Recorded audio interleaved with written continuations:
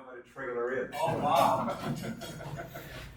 Yeah, that's a problem. Okay, grab your coffee, and it's a gift from our next speaker, and his name is Doug Hewitt. I'm sure you guys have probably bumped into Doug. He's got an office right here in this building upstairs, and his coffee shop is just down the street, as you know. And that's the coffee you're drinking today. And Doug says, oh, can you hear me? Doug says it's Guatemalan Colombian. Yeah, so a little South American flavor for you guys today. So Doug, what is Doug? Well, he's the founder and the co-CEO, or you are the CEO, but you're the co-founder of 1951 Coffee. He'll tell you what those numbers mean. He graduated from Golden Gate Baptist Theological Seminary and Union University. It's a long name. Masters of Divinity and a Masters of Arts in International Studies. He's originally from Tennessee, a Tennessee stud, as they used to say. And Doug's lived in the Bay Area for almost 2 decades now. And he's working both in the coffee industry and in education and in refugee resettlement.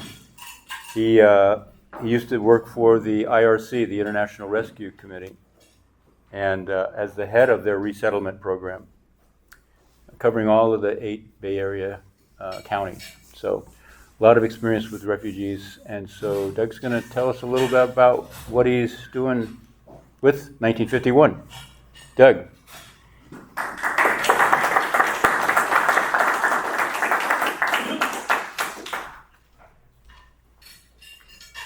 All right. Well, good morning, everyone.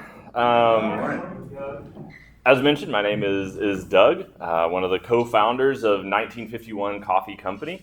I've been there from the very beginning, and I'm the current CEO of 1951 Coffee Company. And I'm just going to talk with you a little bit about some of the history of refugee resettlement. Kind of goes into the name 1951 Coffee Company.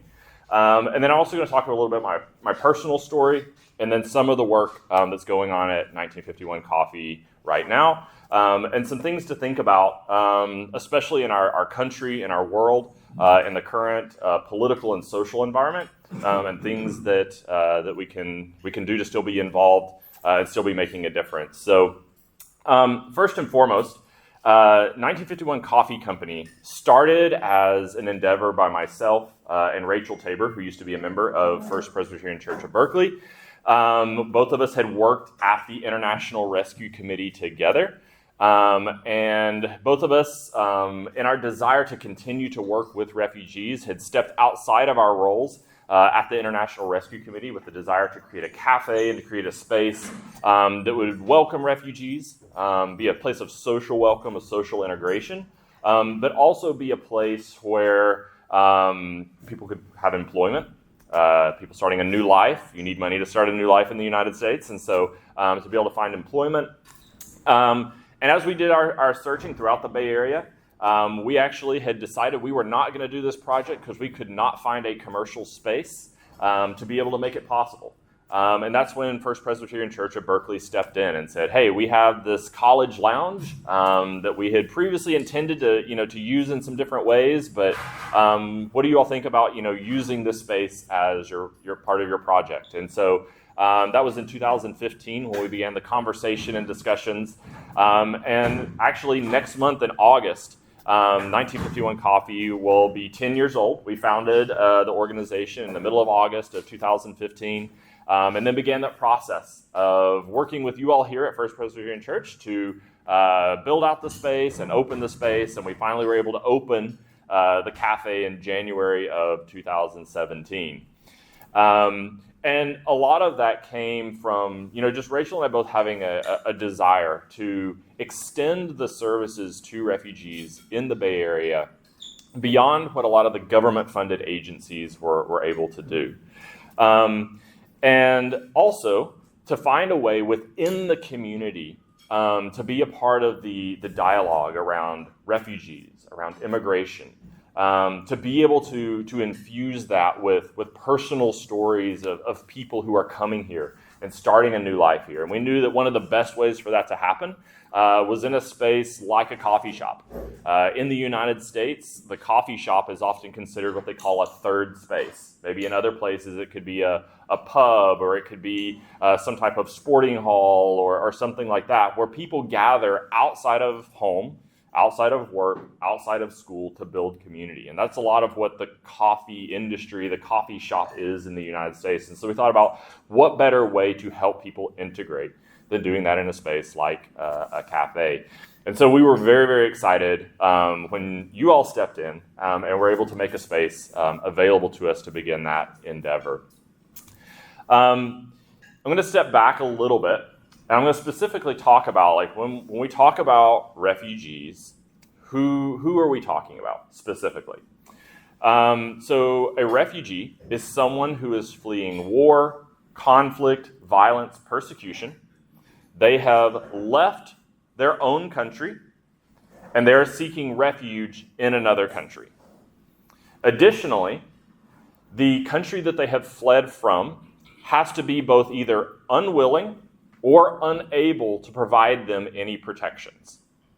Then, if someone meets that definition, then the United Nations can step in and declare that person to be a refugee. Now, this wasn't always the case. So, if you've ever been to the Holocaust Museum in Washington, D.C., there's a story as a part of the museum about a ship called the St. Louis, the SS St. Louis.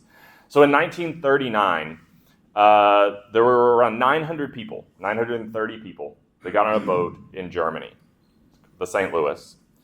Took that ship all the way with landing documents to try to go to Cuba to seek refuge from what was happening in Germany at that time.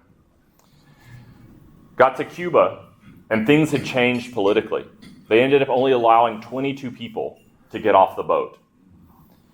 So, the boat of refugees went from Cuba to try to find refuge in Florida, in the United States. Again, they were denied the ability to leave the ship. Eventually, they circled up to Canada, again, trying to find refuge. Eventually, the boat was sent back to Europe. Now, when the people arrived back in Europe, some people were able to find refuge in places like the UK and other places. But around 280 people on board that boat ended up dying in the Holocaust as a result of fleeing from Germany, trying to seek and find refuge outside of their country of origin, and being denied refuge. And that's just one story that encapsulates a lot of what happened, not just during World War II, but in many conflicts before that, where people would try to flee war, conflict, violence, persecution, and they couldn't find refuge within their own country. And so they would leave their country, and people would say, no, you can't cross the border without proper documentation. You can't come into our country because maybe you're spies, maybe you're this, maybe you're that. We don't want you here. And so they would be pushed back into danger zones. Now, coming out of World War II, we saw the founding of the United Nations. There was kind of this wake-up call of global consensus that we don't want to do that again. And so we need to start building things to prevent that from happening. So the United Nations was one of those things that was founded to build better ways for countries and communities to interact with each other before going to war.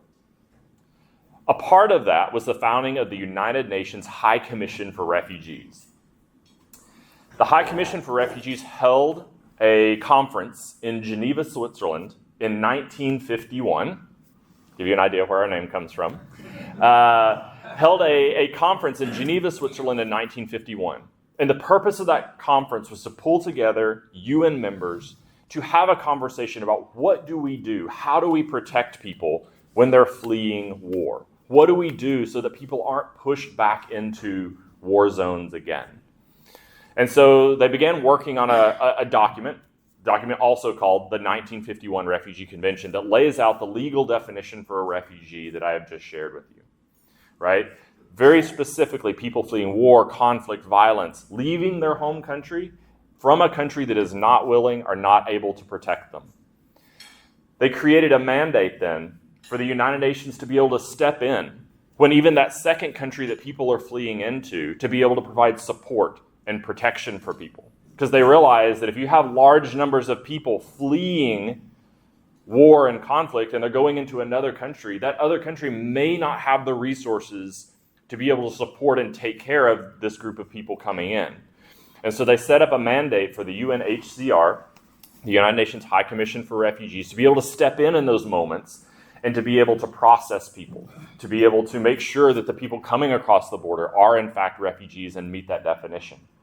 But a part of that convention as well, they talked about the rights that refugees should have when they do cross that border. And obviously the first and foremost one is what they call non-refoulement. Okay? And basically what that means is that when someone crosses that border, that they should not be pushed back into the conflict or war zone unless they are genuinely deemed to not be a refugee, someone fleeing war, conflict, and violence, right? So for example, say you have soldiers in this country fighting, causing the war, conflict, and violence, and say they cross the international border. Now, they're not going to provide refuge for those soldiers unless they're maybe defecting. Maybe that could be a case where they would. But if they're not defecting and they're trying to pursue people across the border, they're not providing protection for that group of people. But they also, what they're trying to do is make sure that when people cross that international border, that they need protection, and then once they determine that they do in fact need protection, they cannot be sent back to that country. In addition to that, they want to make sure that when people are fleeing, imagine if we were sitting here today and for some reason we had to flee to the closest international border in a moment's notice. What would you pick up? What would you grab? Would you even know how to get there if you were trying to stay off the government radar to get to Canada, to get to Mexico? You would grab as much as you could, but only what you could carry, and you would leave right away. A lot of times leaving behind important essential documents. So one of the first things the United Nations is able to do is register people and provide them with identification so that they have some type of legal identification once they have entered that country. The next thing that they do from there is providing people with the right to education, the right to employment, and working with those second countries to provide some type of at least temporary status for people once they enter another country. And so all of that was started in 1951 at this refugee convention in Geneva. Since that time, the mandate for the United Nations High Commission for Refugees has expanded. Initially, it was just looking at Europe, and then in 1967 began to expand even further into Africa, into Asia, into other places. And so now there is a global mandate that when people are fleeing war, conflict, and violence and they cross those international borders, the United Nations will step in if the host country, that second country, is unable to help provide those protections. So today, how many people do we have that fit this definition? Anybody have a guess how many refugees there are in the world today? The world. So right now there are 36 million people who are refugees. So more than the population of Australia, more than the population of Canada. Okay, so a lot of people. There's another group of people that is inclusive of refugees that they call displaced people. These are people fleeing war, conflict, and violence, but not all of them have crossed that international border. So of all the people in the world that are fleeing war, conflict, and violence that are displaced from their home is 132 million people. It's the highest it's been. It's more than tripled since 2012. Okay? So these numbers continue to go up and up. Now, anytime that there are these crises of people trying to leave their home to find safety, the United Nations starts working on what they call a durable solution, a long-lasting answer to this problem. They typically work with three things in mind. First thing, they are looking at helping people go back home. People, when you flee war, you're not fleeing because you're like, ooh, this is a cool place over here. Let me go there because it's beautiful, it's nice. No, you're leaving because you have to, with anything that you can grab, anything that you can take, and you're leaving it all behind. So the first and foremost thing that they look for is a way for people to go back home. Okay? The next thing that they look for is an opportunity for people to stay. If they determine, okay, going back home is not going to be possible in any near term, okay? The next thing that they will look for is a permanent solution in what they call that second country, where people have entered into, okay? Now again, that's not always possible because people fleeing from one conflict zone into another country, sometimes the country next door is not much more stable and can't suddenly take in an influx of hundreds of thousands, tens of thousands, even millions of people.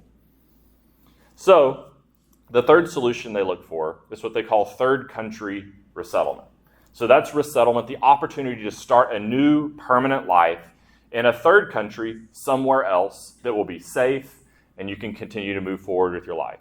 So countries in Europe have often been a part of that. Canada, the United States, even countries like Japan. Not everybody accepting the same number of people, but have been a part of what they call the third country resettlement program. And that's typically what we have had here in the United States for the last 40 years, is third country resettlement.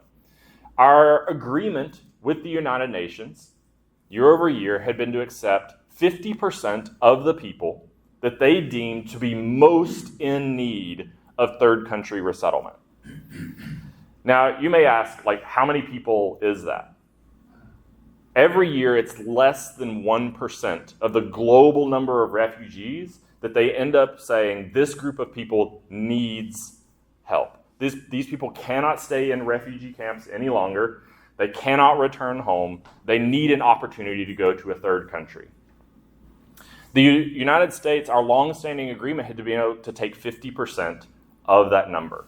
So that number would fluctuate anywhere from 100,000 to 150, 160,000 people. And typically the United States had said, based on our immigrant history, our desire to be a global positive in the world, we will take 50% of that number of people and we will resettle them and help them start a new life in the United States.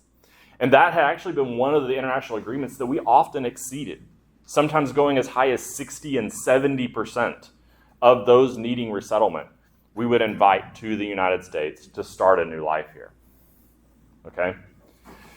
So third country resettlement is not something that people typically get very fast.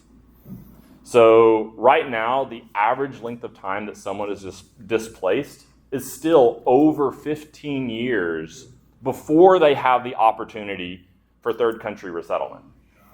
Okay, so we're not talking about someone that like leaves and like, oh, we can't go home, we can't stay here. 6 months later, boom, they're on a plane to the US. That's never been how it's worked. Now, some cases, obviously when 15 years is an average, some cases are much faster than that, depending on the circumstances. Some cases are much slower than that. Okay? So our first cafe manager here at 1951 Coffee, one of my good friends by the name of Meg Karki. Meg grew up, he was actually born in the country of Bhutan, but he was a part of the Nepali-speaking and Hindu ethnic group in southern Bhutan. Bhutan is a Buddhist country, different ethnic group.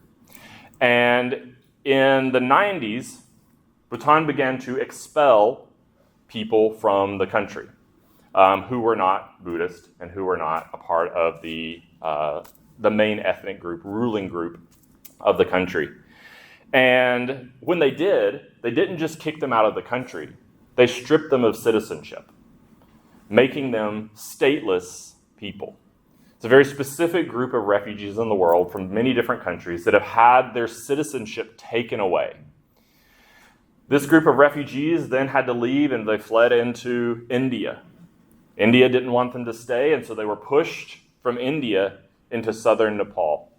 Nepal being one of the poorest countries in the world and the least able to take care of this group, the UN stepped in and began providing support for the Nepali Bhutanese refugees settling in southern Nepal. He ended up spending nearly 21 years in that refugee camp before finally having an opportunity to come to the United States. And Meg had done a lot of things while living in the refugee camp. I got to know him and his family really, really well. They were some of my first friends when I moved to Oakland. Meg and I loved playing soccer a lot, so we played soccer with him and his community. And I had a lot of conversations with his dad because his dad was a part of kind of like a lot of the human rights protests that took place, trying to advocate for the rights of the Nepali Hindu group in southern Bhutan. His dad was actually imprisoned for a while, and eventually, after his family fled, his dad actually had to join them later because he was still in prison. And so I would hear their stories about growing up in the refugee camps, thatch huts. At one point, the refugee camp actually burned to the ground. The entire refugee camp burned to the ground. And that's ultimately, after 20 years of being in those refugee camps, is when the UN said, okay, we actually have to resettle this group in a third country because we have a refugee camp of 10,000 people that's completely burned to the ground. We have to find a solution outside of this. They've been here for 20 years. Situation's not changing where they can become a part of Nepal. We've got to move on. We've got to do something different. And so his family, in different stages, Meg actually turned 18 right before the travel process was initiated for his family. So they had to process the cases separately. So that meant his parents traveled without him. He had to wait behind longer in order for him to be able to travel. His brother, who had gotten married and had a son, had to wait even longer because they had to process all of those situations separately. And so for a while, their family was stretched out all over the world. And as they came here and Meg started working in the cafe, he had already, even after his resettlement experience here in the United States, Meg had been an English teacher in Nepal, in the refugee camp. He had learned English really well himself, and then he became an English teacher, not just teaching people in the refugee camp, but teaching in Nepali schools outside the refugee camp. When he came here to the U.S., resettled as a refugee, immediately started looking for a job. At that time, the U.S. government only provided 6 months of resettlement assistance to start a new life here, and then they expect you to be economically able to take care of yourself. Okay? Now, in the Bay Area, that's really, really hard. So he immediately started looking for a job. Now, Meg was tenacious. He took resumes. He applied. I mean, he was handing out resumes everywhere. This was 2010, 2011, so you could still walk in and hand resumes. You didn't have to do everything online yet. But again, rejection after rejection after rejection. And he eventually got a job working at Little Caesars Pizza in deep, deep East Oakland. Now, an interesting thing about this, I remember going to visit Meg when he first got that job. He was super excited, doing all this stuff. And you walked into the Little Caesars Pizza, and there was this glass right in front. Like you walked in, there was a lobby, but you walked in and there was glass 6 inches thick between him and the customers. Whenever you got a pizza, you took the pizza and you actually put it through one of those like things at the bank. When you go through the drive-thru at the bank and they like slide the pizzas out. This was Meg's first job in the United States after applying for months after months after months after months. And the thing is, he loved it. He worked so hard at making that work. But he didn't want to stay there forever. So he kept looking for other opportunities, other places that he could work. And so he went to Chipotle. Maybe some of you have been to Chipotle before. He went to a Chipotle restaurant in Alameda. He got a job interview, and so he shows up. And now, working at Little Caesars Pizza, he did some pizza preparation, but mostly it was cleaning and doing different things.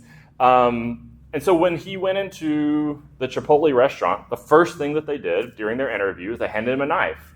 And they handed him a vegetable, I don't know exactly what it was, and they say, can you cut this up? Well, Meg recounting that situation was quite funny because he's like, I've never done this before. And he's like, I'm sitting there in my mind and I know the way that we do this in my country. And he's like, I cannot do that here, so I don't know what to do. And so he started to try to cut it, and then the manager just stopped him, realizing that like, this is not how you do it. And so Meg, as he's recounting this to me, he's like, Doug, he's like, I didn't know what to do. He's like, growing up, like this was not something that they taught men how to do. He's like, even if they did, like for us, we have this special knife that we used in the villages where you put the knife between your feet and you slide the vegetable across it like this. And he's like, I knew that that is not what I'm supposed to do in order to cut this vegetable. So, needless to say, he didn't get the job at Chipotle. And so, I kept talking with Meg, and I'm like, don't worry, Meg, like, we're going to keep working, we're going to keep applying. By that time, I had begun working at the International Rescue Committee. My job was to help refugees find their first job. And we had one Chipotle location that actually built a really good relationship with our office. And things were really successful, going really well. One of the managers there was actually a former client of the International Rescue Committee. And word had come out that Chipotle was going to open 10 new locations in the Bay Area. Well, when we heard that, we contacted the hiring people, and they're like, yes, we want to have like opportunity to work with you all. Like, we want to be able to provide refugees with jobs here in the Bay Area. And so I talked to Meg, and I'm like, hey, Meg, I know that you applied before, but like, let's just do this again. These are going to be new locations, new stores. Maybe it'll be different. And so Meg applied. He applied for a location in San Francisco at 50 California. Okay, so right in the heart of the financial district. Okay, so he applied, and he got the job. And the first month that they were open, Meg was Employee of the Month. They were doing like 40,000 customers a month, and he was Employee of the Month.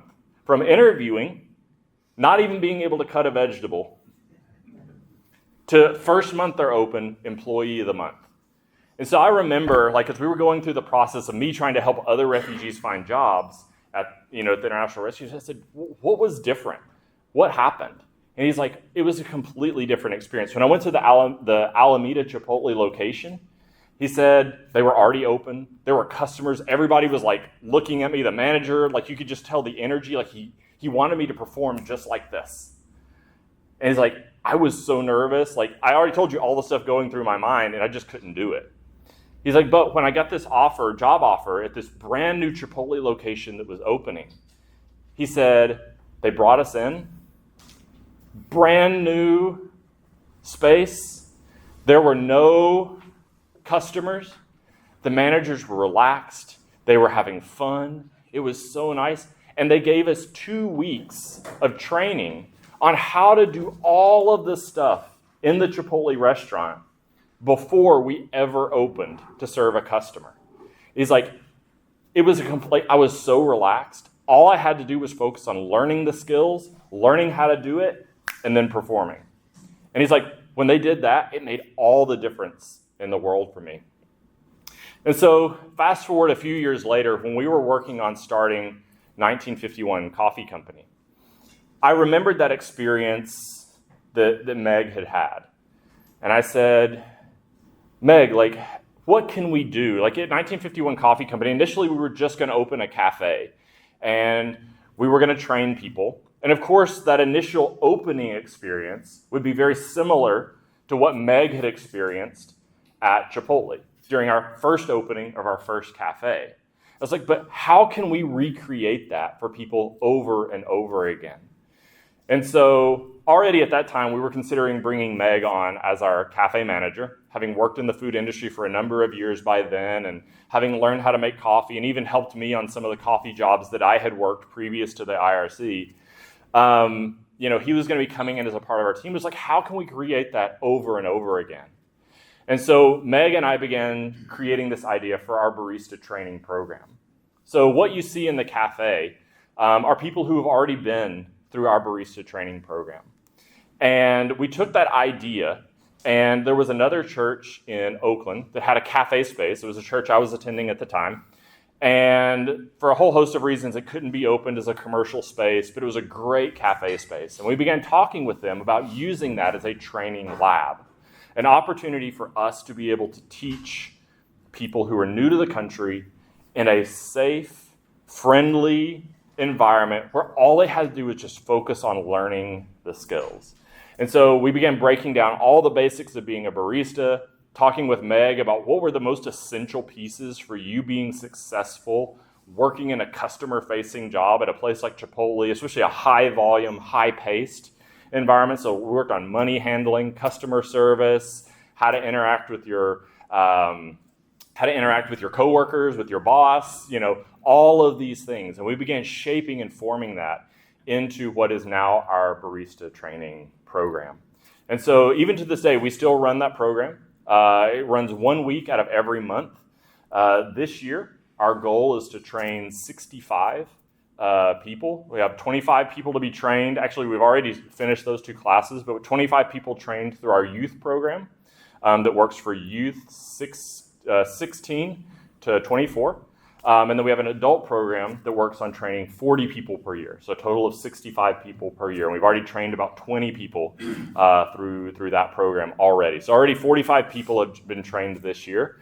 And overall, since Meg and I started that barista training program back in 2016, even before the cafe opened here, we've now trained nearly 500 people through that program from over 52 different countries.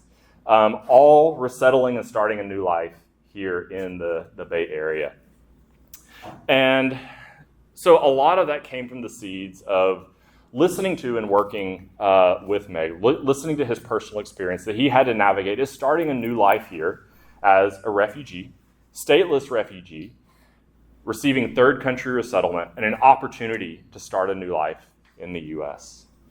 Now, where we find ourselves today is in a very different political environment. We started 1951 Coffee in 2015 to be a part of the dialogue, to encourage the U.S. to still embrace what had for decades been a bipartisan process of welcoming refugees to this country. And so in 2015, we entered into the dialogue to try to keep that moving forward. And today we find that the refugee resettlement program has largely been stopped, almost completely altogether. But that doesn't mean that our work has stopped. In the last 3 or 4 years, we've begun working not just with refugees and asylum seekers. Asylum seekers are also a population very similar to refugees, but they've come to the U.S. almost any other way. So they could have come as a tourist, they could have come as an international student, could have come on a business visa, they could have walked across the border. But they are here also for the same reason refugees are, to apply for asylum, apply for safety, to stay in the country. Okay? So those are our 2 core populations we began to work with. Since that time, we've also begun working with people who have special immigrant visas. So these are people from Afghanistan, people from Iraq, that worked with the U.S. government or the U.S. military, and because of that, their lives are threatened, and they are also in need of resettlement. From there, we began working with people who have DACA, people who have what they call humanitarian parole and temporary protective status. Both of those are temporary statuses that recognize in the United States people sometimes flee and just need immediate help. They don't have time to fully go through the asylum process. And so there are some temporary protective statuses here in the U.S. as well. And so we began working with larger groups of people. And even today, where the resettlement program has largely been completely stopped since January, we still have a waiting list for the number of people that are wanting to take our classes. When we first started our class, the people that were referred to our class largely were coming from resettlement agencies, refugee assistance agencies. But over the years, more than half of the people referred to us now are referred to us by people who've taken our class before. So they're referred to us, they're referring their friends, their family, their cousins, for a whole host of reasons.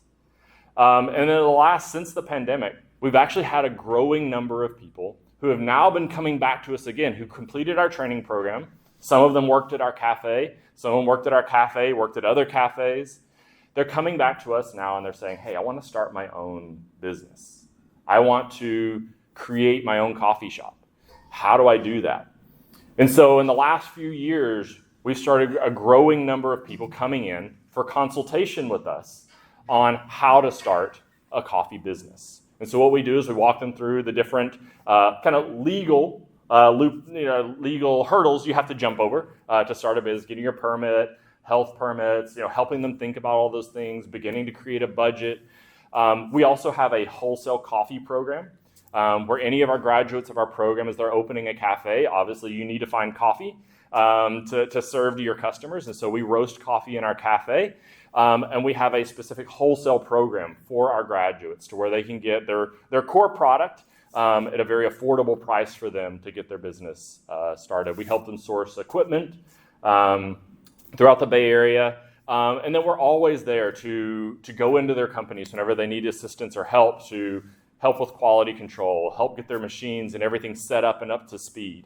And so we're trying to come around them and help them not just start a life in the U.S., get a job, and just become a part of, that corporate ladder or whatever. There's been an opportunity to really build something and create something for themselves here. And so since 2020 is really when we began to see an uptick in people wanting to do that. We've now had over 10 different cafes, coffee companies of different types, coffee carts, open. It encompasses around 16 different graduates that are involved in that. If you've ever been to the downtown Berkeley BART station, Ali, who runs Coffee Hut, was one of our first people who started a business. So we began working with him on starting Coffee Hut at the downtown Berkeley BART station. Damask Rose on Shattuck next to the Dry Garden. 3 of our graduates from our program started that business together. And then we've had some people start a business in Pittsburgh, Pennsylvania, and a whole host of others. We actually found out at our last class, it was a youth class.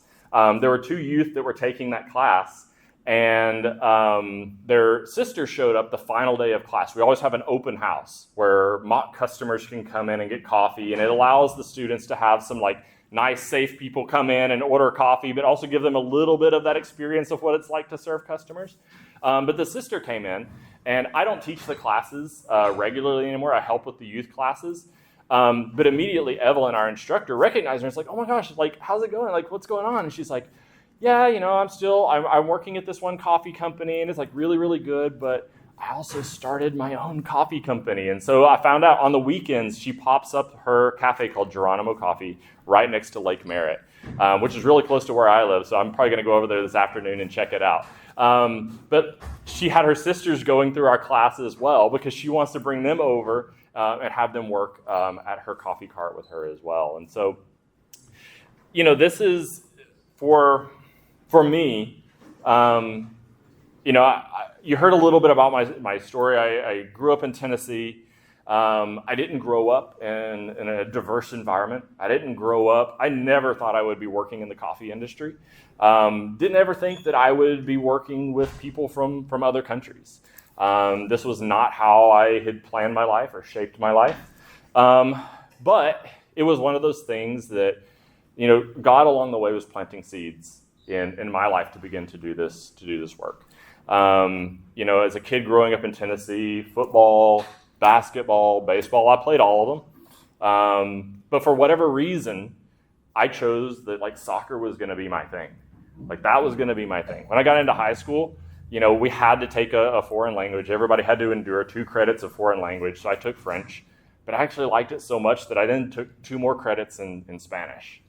And I don't know, at that time, there were very few people that spoke Spanish in my community. I remember our school was about 2,000 people, and I think we had 5 or 6 people in our ESL program at the school. So it wasn't like I was growing up in a diverse environment, but God was planting these seeds in me, preparing me for something that I didn't even have a way to conceptualize, right? I think there's a famous quote about C.S. Lewis when he's talking about, sometimes when we're asking God for things, we're like a little kid playing in the mud, and that's what we envision as being amazing because we have no ability to conceive what it would be like to ask God for a vacation at the seaside, right? And that was kind of me. I was like in the mud of East Tennessee, beautiful place next to the Smoky Mountains, but I had no concept of these different shaping things that God was putting into my life. And I ended up having an opportunity when I first got into college to begin to travel overseas. I went to the UK, to Wales, and began working in churches, different churches, every week throughout the summer. A lot of times doing kids camps and different things like that. But it was my first time to actually be in a different cultural environment. And it wasn't until those first experiences that God began to open up parts of me that I had seen he had been shaping all along, but didn't know the purpose for. By the time I came to California in 2007, I had lived outside of the country. I'd lived in 2 years in China, spoke Mandarin Chinese, and I had all these plans of like, okay, I'm going to come, I'm going to study, and then I'm going to live outside the United States doing different things. So even by then I was like, I think I know what God wants me to do. I'm going to go in this direction, and then I'm going to get out of the country and see what happens, right? Got my first job working at a cafe, and within the first month or two, I met someone who was an asylum seeker from Eritrea in East Africa. And one day over lunch, I just naively said, how did you come to the U.S.? And he began to share with me his story of fleeing from Eritrea into Sudan, walking across the Sahara Desert into Libya, trying to cross the Mediterranean Sea, boat sinking, being taken to Tunisia, again securing passage across the Mediterranean Sea in a dinghy and making it to Italy.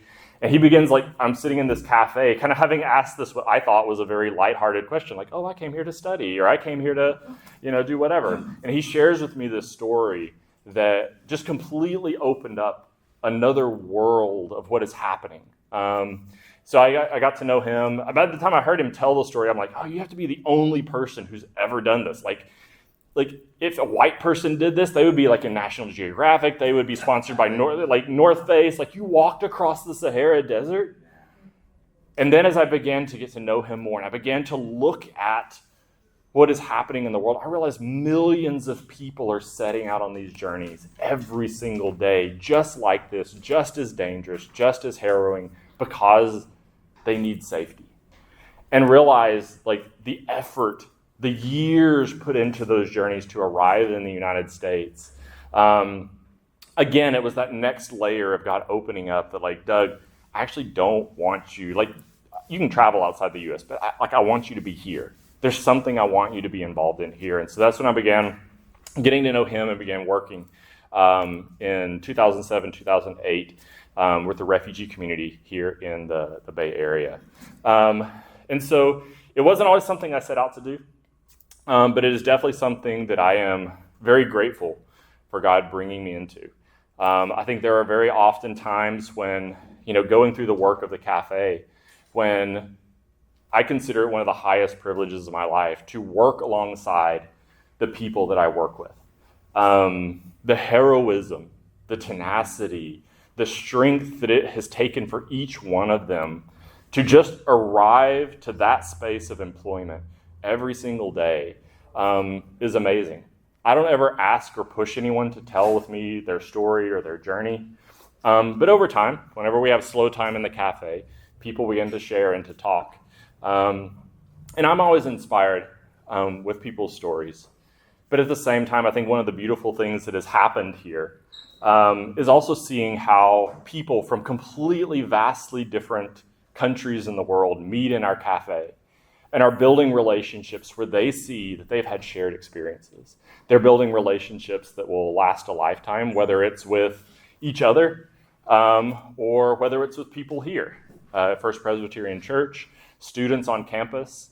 It's been an amazing part of being in this community with you all since then. And I think I'm gonna stop here. But I want to open it up for opportunity for dialogue, for questions about our work that we're doing, questions about what's happening in our country and in the world with refugees and immigrants. So I kind of want to I'll leave it there as kind of a precursor to maybe some more discussion. So I'll open up for questions.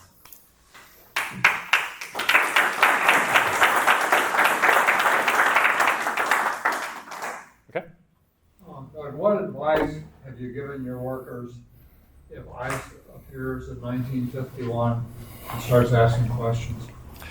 Yeah, so that's a great question. So one thing to mention. Yeah, sure. So the question is, what advice have you given to workers at the cafe if ICE or immigration shows up at the cafe? Again, it's a great question. First and foremost, to know that like everyone who works at our cafe, everyone who goes through our programming are fully authorized to work in the United States, all have legal documentation to be here. Mixture of different statuses, but everyone has authorization to be here. So that's first and foremost for everyone to know that.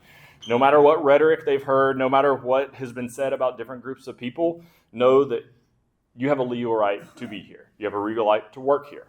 The next thing, so we've been a part of a lot of different discussions with different lawyer groups, immigrant rights advocates groups, is first and foremost, if they come in, immediately to say, you need to talk with our manager, direct them to myself or to Kelly, who the cafe manager is. And then from that point, to not answer any further questions. Because then it's for us to be able to then interact with agents that come in to determine why are they there, what are they looking for, do they have proper warrants to do that. But to, for our staff to be able to, one, stay within the what we call private areas of the cafe, which again, agents without a proper warrant to go after a specific person do not have a right to enter.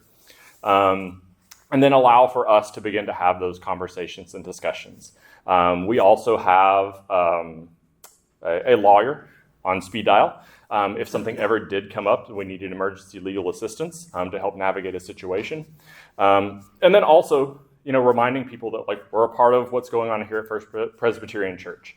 And the church's effort to be a sanctuary community, to provide support and assistance, to know that, any of the staff here that are working alongside of us as we're working in the cafe are here to protect them, to support them through that process. But mainly it's just to not escalate the situation, don't run away, tell them to speak with us, and then for you to, invoke your Fifth Amendment rights to just be silent and not answer questions that you don't have to answer. So, yeah. Yeah, and then from there, we'll figure out the legal landscape of what comes up. So, I tell you, this hasn't occurred yet. Huh? I assume that ICE has not yet been. No, and again, I mean, there shouldn't be a reason that they would. So, yeah. They don't need a reason. Yeah. No, true. What's the delay of 15, 20 years to sort out this? Is it a lack of judicial people or? Yeah, so why does it take so long? I mean, one, because the primary solution that the UNHCR is looking for is to help people go back home. You can imagine, I mean, with a whole host of different situations, whether it's international negotiations, international politics, why they were displaced, were they displaced just because war happened and they left, or are they displaced because they're a minority group? Like, there's a whole host of situations that require untangling for the primary solution of going back home to happen. So that's one major part of it. Again, the second thing, if people are going to stay in that second country, again, you're then negotiating with that second country to provide benefits. And that second country, especially if they don't have a lot of money or a lot of stability, they're going to have to say, well, what are you going to give us to be able to do this? The countries in the world that are supporting the most refugees are Iran, Turkey, Colombia.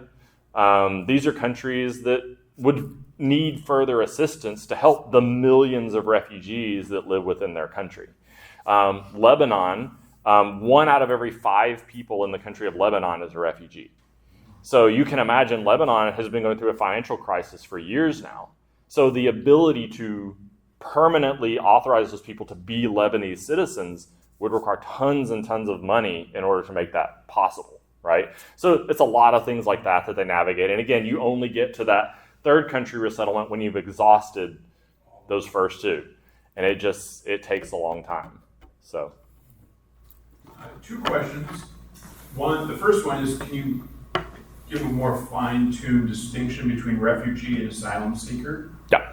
And then the second question is about climate change. Mm-hmm. Climate change is both a source of causing refugees, if Yeah. you will, as well as what I've been reading, climate change is devastating parts of the world where coffee is grown. Yeah. If you could speak to both of those. Yeah. So first and foremost, the main definition between a refugee and an asylum seeker is where the processing for meeting the term of refugee takes place.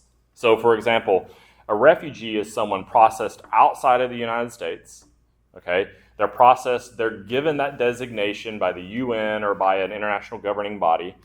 And then a refugee, again, we're talking about here in the US context, are invited by the US government to come here and resettle, okay? An asylum seeker is someone who basically says they're here in the country, any way that they got here. They're in the United States, on US soil, and they say, I meet the definition for a refugee, I need protection. So the UN doesn't do that processing. The US does their own processing, but they still determine the person to be an asylee if they meet the definition of a refugee. So they still use that same definition. It's just they're processing that person in the country versus them being processed outside of the United States. That's the main difference. And then the climate change question. Yeah, so climate change. Yeah, I mean, climate change is definitely something that is affecting people around the world. As resources get more scarce, generally, the people in the world that are most impoverished often don't live on the land or have access to things that are drought resistant. They live on land that usually is most affected by natural disasters and things like that. And so as natural disasters, as things like hurricanes and things like that, rising sea levels will affect those communities first. And as those resources become more scarce, as crops fail, as changing economic environments shift around the world, those groups of people will be forced into cities that are already dense, already overpopulated. It increases the chance for conflicts to happen, for violence to happen. I mean, one example right now, one of the kind of like global touch points is between Ethiopia and Egypt. You might not have heard about it at all, but Ethiopia has been building this massive dam on one of the main sources for the Nile River. And why are they doing it? Because they need water. They need resources for their growing country of over 100 million people. But the problem is all of that water flows downstream to Egypt. Egypt doesn't just need the water. They need the soil that water brings from Ethiopia to Egypt in order to grow crops along the Nile to supply their tens and tens of millions of people living in Egypt, right? And so if there are droughts, suddenly you have two countries that are desperately dependent on this same water source that are in conflict about it. So again, as climate changes, as the earth gets hotter, those conflicts are going to escalate. It's going to become more difficult. When it comes to things like coffee, I can say this. In the last month, the amount that we pay for green coffee for our cafe has gone up 50% in the last month. And that's largely based on climate change in Brazil, not tariffs yet. So the 50% tariff hasn't hit. The 50% tariff has not hit our coffee prices yet. Because these coffees are already here, it was based on some climactic stuff that happened so one of our main blends that we use for espresso, part of that comes from Brazil. And that coffee skyrocketed. And so the whole blend that we have goes up in price. And it's gone up 50% in the last month. But it's because the crop that arrived just recently was affected by climate change. Now you have a 50% tariff, and if that's still in place when the 2026 crop arrives, it's going to be another 50% on top of that, right? So, yeah. Wow.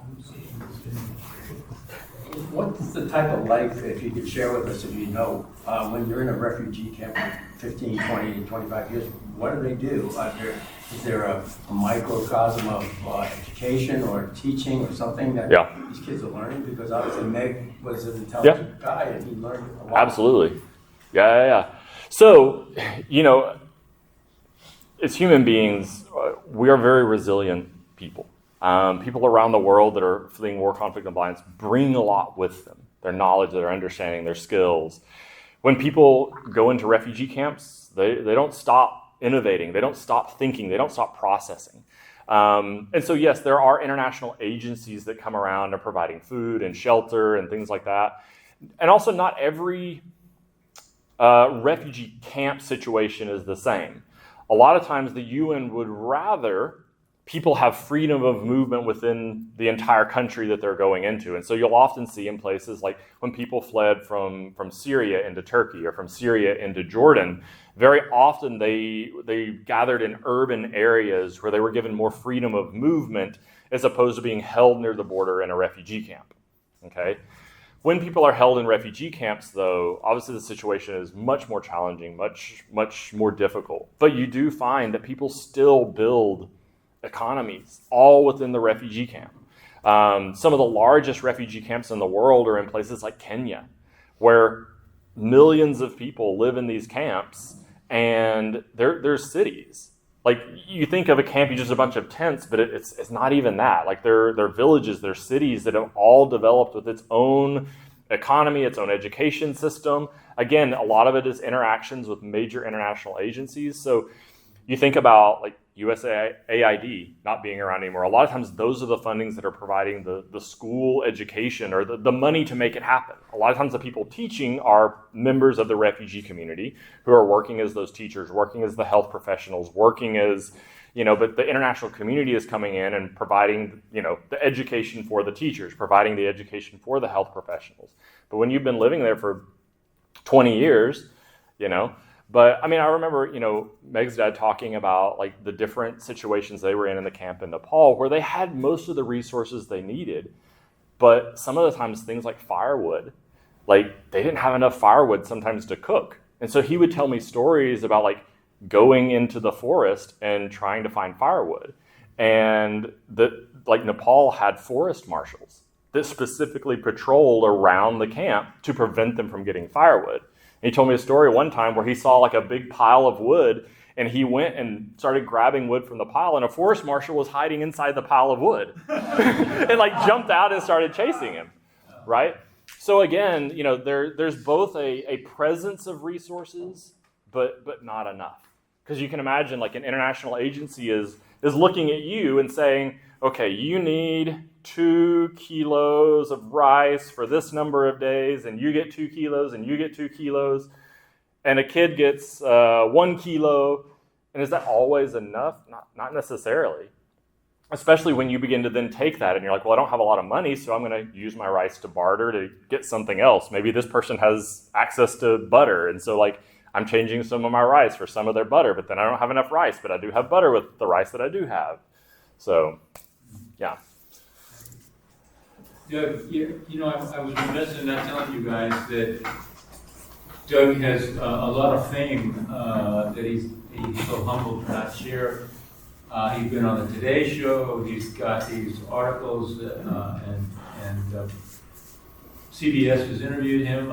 He's gotten quite popular over the years, and for good reason. But Doug, I was going to ask you, this was a great idea that you came up with back in 17 or 15 or whenever that was. But are there other examples of this that we don't know about from people like you doing things to somehow, have a way of a refugee making a living? Yeah. Doing something other than doing coffee? Sure. Yeah. So yes, there are a lot. So one of the specific things we, as you all may know, we are a nonprofit. We're not a traditional nonprofit because we have a money generating side of what we do. So we are specifically called a nonprofit social enterprise. We are a part of a network of social enterprises throughout the country. One of our funders, but also kind of network generators, is a foundation called REDF, R-E-D-F. And all they work with is social enterprises around the country. And not just with refugees. They're working with all kinds of people that are in need of this, people, that are experiencing homelessness or near homeless, or people that were formerly incarcerated, or working with refugees and immigrants, or working with foster youth. There are a lot of social enterprises all around the country that are working from things, the coffee industry to manufacturing to landscaping businesses. I mean, almost any type of business you can think of that exists in the United States, there are social enterprises that are doing that specifically to employ people that need employment. And so if you're interested in just a whole host of different things, you could get on RedF's website. They're based here in San Francisco, and they have a ton of different social enterprises that are doing similar work to this. We are specifically a part of an affinity group within REDA for refugee-serving organizations.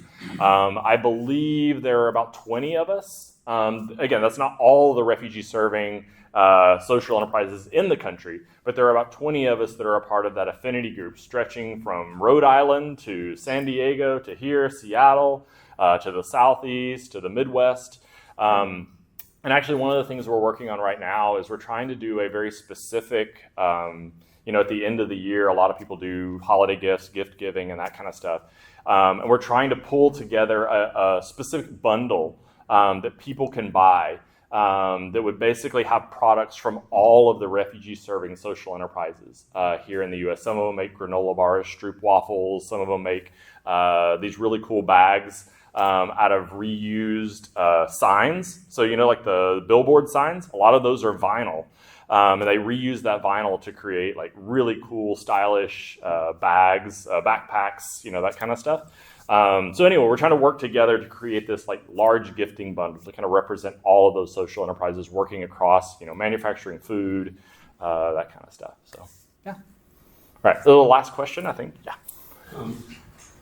I have been working with some of the Nepalian people through the organization called Children Rescue Vision in Nepal, and I try to provide them 150 sets of tools to make paper quilting things, and hopefully they can make enough of those little art, and then we can bring it into USA and help to sell them so that they can have a maintenance.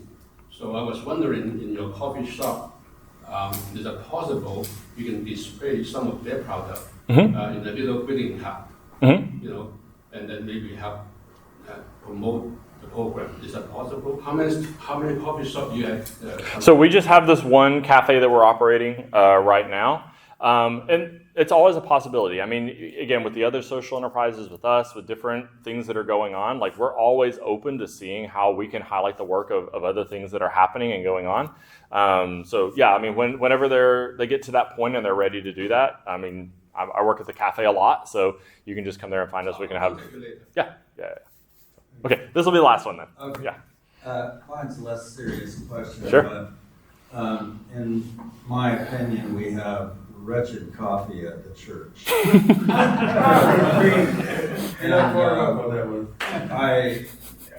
complained. I tried to find some way to improve it, and basically somebody on the staff very diplomatically told me to shut up.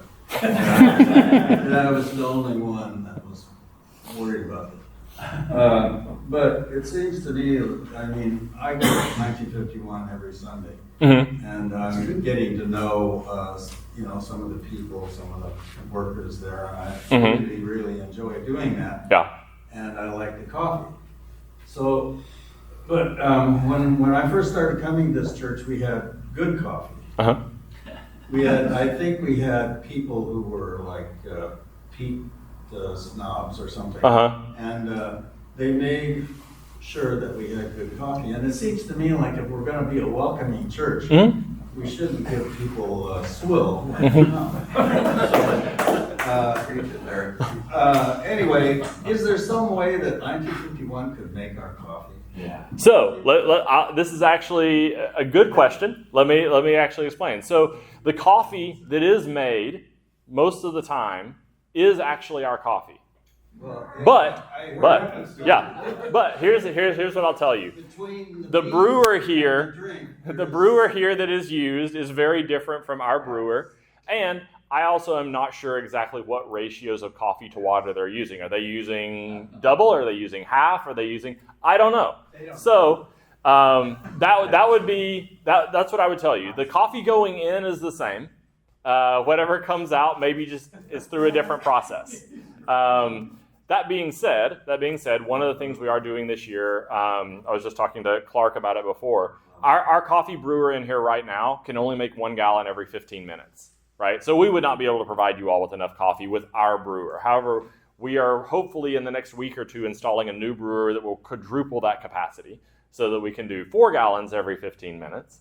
And then maybe we can have a discussion about that if that makes sense for us to do it, or maybe First Presbyterian upgrades. I don't know when that coffee machine was put in. It might have made good coffee when you first came. It might not be making good coffee anymore. I don't know.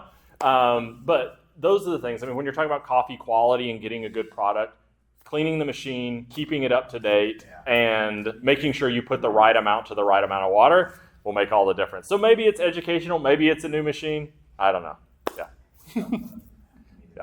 Rick's been raising his hand. Okay. Let's do that one, and we'll. Does 1951 make any coffee that is decaffeinated? Absolutely. You can talk to our marketer, Clark, for our decaf. He is a big proponent of our decaf, keeps our decaf coffee to the highest quality. No, we have decaf coffee. It actually is very, very good, decaffeinated coffee. The one we have right now is done decaffeinated through a Swiss water decaf process in Vancouver, Canada, which actually maintains the flavor of the coffee quite well, as opposed to traditional chemical processes. So yes, we have decaf coffee, and I will say, and I think Clark will vouch, that it is very good decaffeinated coffee. So, awesome. Thank you all.